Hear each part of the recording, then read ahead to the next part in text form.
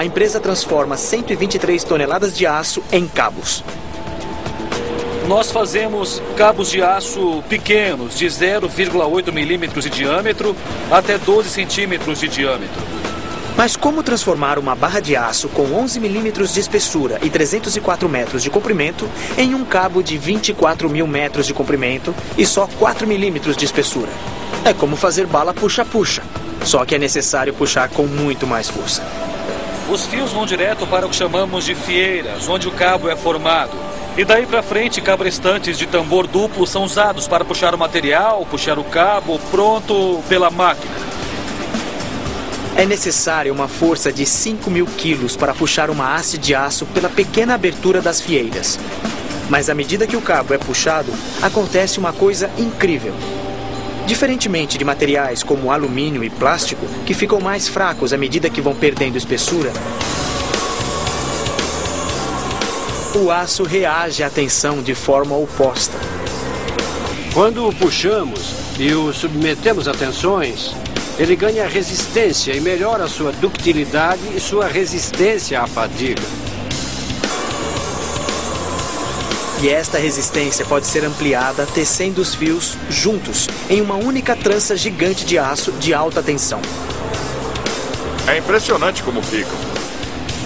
Entram 30 fios e o resultado é esse cabo trançado que sai por aqui. Vai precisar de 770 mil quilos para arrebentar este cabo, para conseguir quebrá-lo. E esta é uma boa notícia para o pessoal que está construindo uma nova ponte sobre o Mississippi, perto de St. Paul, Minnesota. Esta ponta tá boa, mas ainda temos que ajustar a outra. O trecho aqui é muito comprido. Tem uns 150 metros e nós estamos passando por cima do rio. Só que aqui, o cabo de aço não é usado para sustentar a parte plana por cima, como em uma ponte suspensa tradicional. Ele é trançado pelo meio da estrutura. Este é um componente estrutural importantíssimo na ponte, é um cabo de pós-tensão. Podemos colocar aproximadamente 400 mil quilos de força no cabo inteiro. Quando a ponte estiver pronta, esses cabos de aço robustos estarão presos sob uma pressão incrível para manter a ponte segura. Aqui, a ductilidade do aço e sua incrível resistência à tensão vão agir mais como um cinto do que como cabos de sustentação. Ele funciona assim. Quanto mais força usarmos para puxar o cabo, mais aquela estrutura vai segurá-lo. O resultado: uma ponte nova capaz de suportar o peso e o estrago causado por milhares de veículos diariamente. Sua resistência final à tensão é de 19 mil quilos por centímetro quadrado. É um material muito forte. Nós precisamos de um produto que dure 100 anos. E com o cabo de aço, eles têm. Aço existe há mais de 2.000 anos. Fabricar aço em grandes quantidades foi um dos grandes desafios tecnológicos da Revolução Industrial. Mas o segredo para criar este mega material era conhecido desde o ano 300 a.C., quando era feito na Índia e no Sri Lanka. O truque para fabricar este metal era conseguir a combinação exata dos dois principais componentes do aço: ferro e carbono. Ferro demais, o metal se torna mole. Carbono demais. Esse material é muito frágil. E obtém-se um material duro, mas extremamente quebradiço, chamado ferro fundido. A fragilidade não é uma propriedade desejada em nenhum tipo de material de construção. O ferro fundido é um metal ótimo, mas é um metal com muito carbono. Ele pode quebrar como barro. Fazer o ferro se ligar com a quantidade correta de carbono foi o maior esforço científico no planeta por quase 2.000 anos. Quem descobrisse poderia dominar completamente os antigos campos de batalha.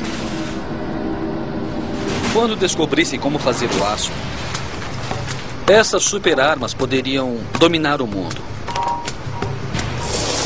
Por milhares de anos, o aço reinou supremo. Por incrível que pareça, apesar do fato da fabricação de aço exigir a geração de temperaturas acima dos 1000 graus Celsius, Algumas sociedades antigas conseguiram fazer aço de verdade. Os antigos artífices eram muito bons em forjar metal. Essa habilidade era um segredo muito bem guardado. Mas era tão raro e valioso que as qualidades desse metal fantástico eram restritas às elites das sociedades, os guerreiros. Historicamente, foi usado para armas, espadas, armaduras, esse tipo de coisa. Atualmente, o aço está em tudo. Mas como ele se tornou o burro de carga do mundo moderno? A resposta é Henry Bessemer. Bessemer era um cientista britânico que, em 1856, descobriu um meio eficiente de transformar ferro e carbono em aço. Ele fez isso usando jatos quentes de oxigênio dentro de um forno especial para reduzir a quantidade de carbono no metal. O processo de Bessemer tornou a produção de aço muito mais eficiente do que jamais foi vista na história. Se quisermos fazer aço de alta qualidade, insuflamos oxigênio puro no ferro fundido e isso oxida o carbono existente no ferro. Com temperaturas acima dos 1000 graus, o oxigênio literalmente queima o carbono do aço.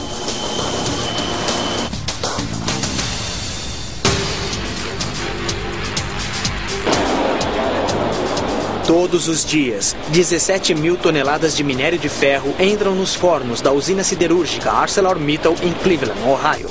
E todo ano, esta fábrica espalhada em 400 hectares produz sozinha aço bruto suficiente para construir trilhos de trem ao redor do mundo.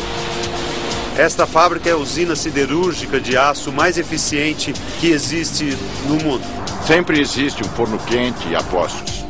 Casas de fundição como esta utilizam calor extremo e maquinário pesado para eliminar impurezas do minério de ferro e infundir carbono, gerando um metal mais forte, mais flexível e menos denso que o ferro.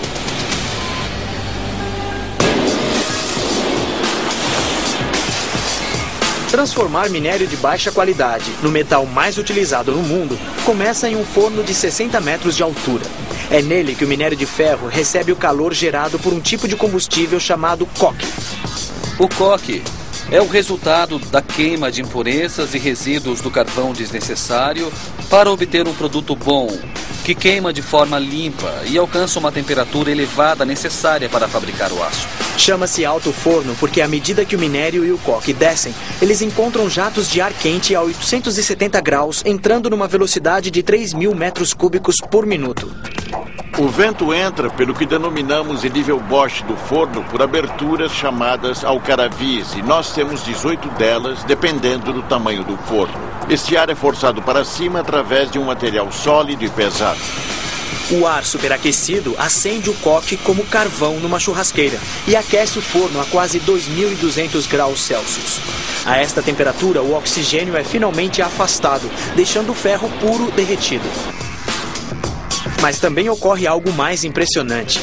À medida que o calor das chamas de coque afasta o oxigênio, o carbono no coque se liga ao ferro.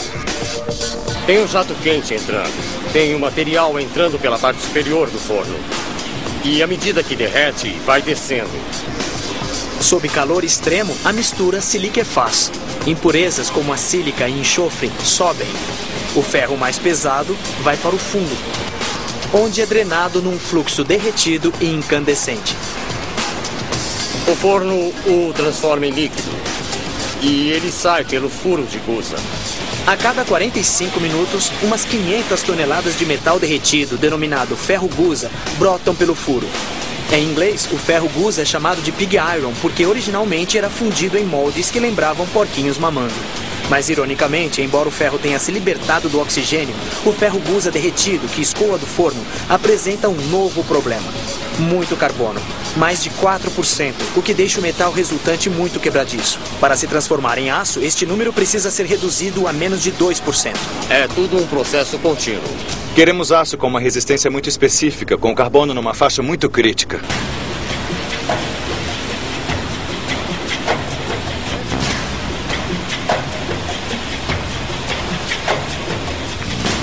Para obter o nível certo, o ferro Guza carregado de carbono precisa receber um tratamento final no forno a oxigênio. Dentro deste tonel de ferro, o aço derretido, com temperatura já acima de 1000 graus, recebe jatos de oxigênio puro. O aço derretido inflama o oxigênio.